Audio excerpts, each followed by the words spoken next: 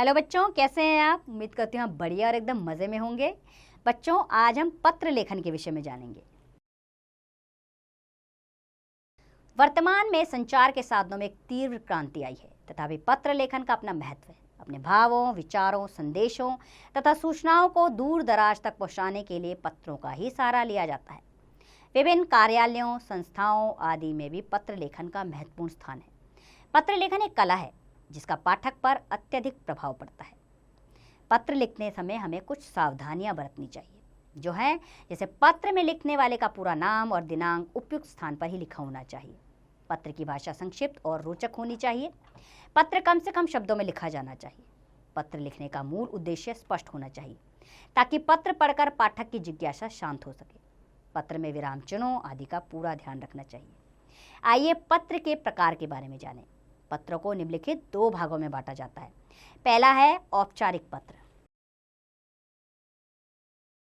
जिनके साथ हमारा निजी संबंध नहीं होता, उन्हें लिखे जाने वाले पत्र औपचारिक पत्र कहलाते हैं। इन पत्रों में औपचारिकता तथा कथा संदेश ही महत्वपूर्ण होते हैं। किसी कार्यालय, विभाग, संस्था के अधिकारी को तथा दुकानदारों, व्यापारियों, प्रकाशकों, कंपनियों आदि को लिखे जाने वाले पत्र इसी के अंतर्गत आते हैं।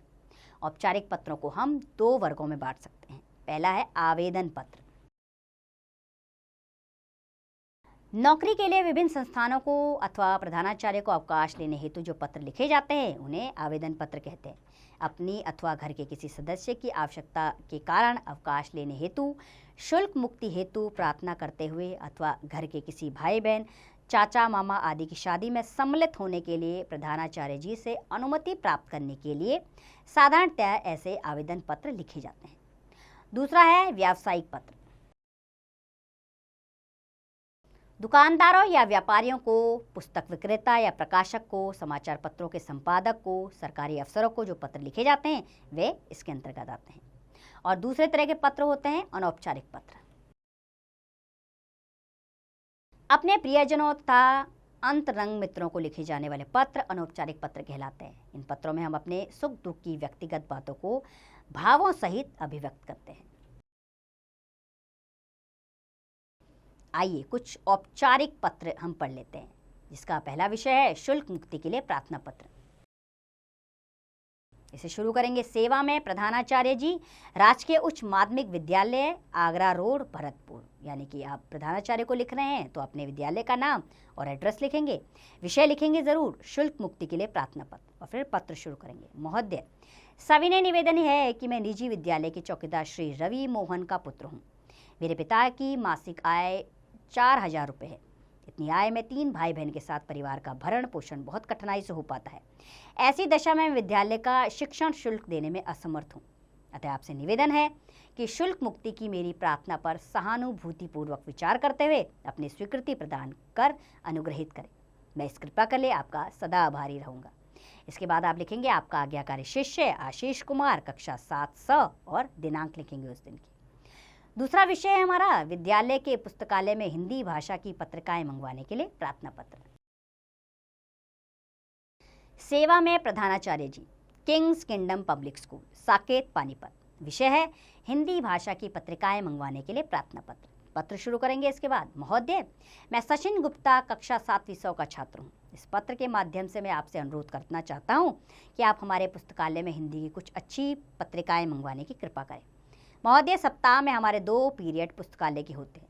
इन पीरियड में जब हम पुस्तकालय जाते हैं तो हिंदी भाषा की मनोरंजक पत्र पत्रिकाओं की कमी महसूस करते हैं। ऐसे में मजबूर होकर हमें अंग्रेजी भाषा की पत्र पत्रिकाएं पढ़नी पड़ती हैं। हिंदी हमारी राजभाषा है, अतः आवश्यक है कि हमारे मन में हिंदी भाषा के प्रति प्रेम बना रहे। अतः मेरा आपसे पुनः निवेदन है कि आप इस और ध्यान दें तथा हिंदी की अच्छी पत्र पत्रिकाएं पुस्तकालय में उपलब्ध कराने की कृपा करें। धन्यवाद। आपका आज्ञाकारी शिष्य सचिन गुप्ता, कक्षा 7 और दिनांक लिखेंगे। फिर चलिए अब कुछ अनौपचारिक पत्र पढ़ते हैं। इसके लिए हमारा पहला विषय है जन्मदिन पर उपहार भेजने पर मित्र को धन्यवाद पत्र। इसमें सबसे पहले अपना पता लिखेंगे, 143 राजेंद्र नगर, मेरठ, और दिनांक लिखेंगे। फिर अपने मित्र का नाम, प्रिय मित्र निशांत, मधुर स्नेह। मैं कल से तुम्हारे आने की प्रतीक्षा कर रहा था कि तुम मेरे जन्मदिन में एक दिन पहले ज़रूर आओगे, किंतु आज दोपहर जब डाके ने मुझे तुम्हारे द्वारा उपहार स्वरूप भेजी गई घड़ी दी तो मैं समझ गया कि तुम आज भी नहीं आओगे। तुम्हारे बिना जन्मदिन मनाना मुझे अच्छा नहीं लगता। मैंने जन्मदिन मनाया अवश्य, किंतु बड़े मरे हुए मन से। तुमने जो उपहार भेजा था वह बहुत सुंदर और मेरे लिए अत्यंत उपयोगी है। तुम्हारे इस उपहार की सभी ने हृदय से प्रशंसा की।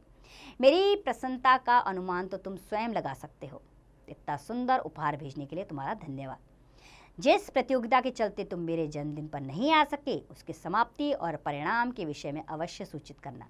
मेरी कामना है कि तुम इस प्रतियोगिता में प्रथम स्थान प्राप्त करोगे। चाचा और चाची जी के चरणों में मेरा प्रणाम और मोनू को प्यार कहना। तुम्हारा शुभेच्छु अक्षित गोयल। दूसरा विषय है हमारा अपने बीमार मामा जी के हाल चाल पूछते हुए अपने ममेरे भाई को पत्र। इसमें भी पता लिखेंगे आप 183 मुकुट भवन, जीटी रोड, मुरादाबाद और दिनांक लिखेंगे। आदरणीय भाई साहब, सादर प्रणाम। मामी जी से फ़ोन पर बात हुई तो पता चला कि मामा जी को हल्का सा दिल का दौरा पड़ा है। सुनकर बहुत दुख हुआ। मामा जी सदा से ही भावुक रहे हैं, हर बात दिल से लगा लेते हैं। समय बदल रहा है, कोई भी व्यक्ति किसी की भावना की कदर नहीं करता, अतः उन्हें अपना स्वभाव बदल लेना चाहिए। भाई साहब, अब मामा जी का विशेष ध्यान रखने की आवश्यकता है। यह जिम्मेदारी हम सभी को मिलकर उठानी चाहिए। आप पर तो सबसे अधिक जिम्मेदारी है।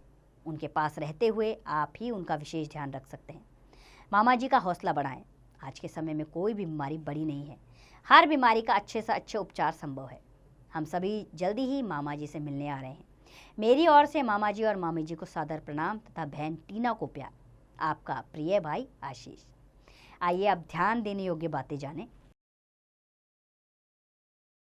पत्र के द्वारा हम अपने मन के भावों तथा विचारों को सरलता से प्रकट कर सकते हैं। पत्र द्वारा पाठक पर लेखक के व्यक्तित्व का प्रभाव पड़ता है। पत्र की भाषा संक्षिप्त तथा रोचक होनी चाहिए। पत्र दो प्रकार के होते हैं, औपचारिक पत्र और अनौपचारिक पत्र। उम्मीद करती हूँ बच्चों, पत्र लिखने की कला अब आपको अच्छे से समझ आ गई होगी। अब आप भी पत्र लिखने का अभ्यास कार्य स्वयं कीजिए।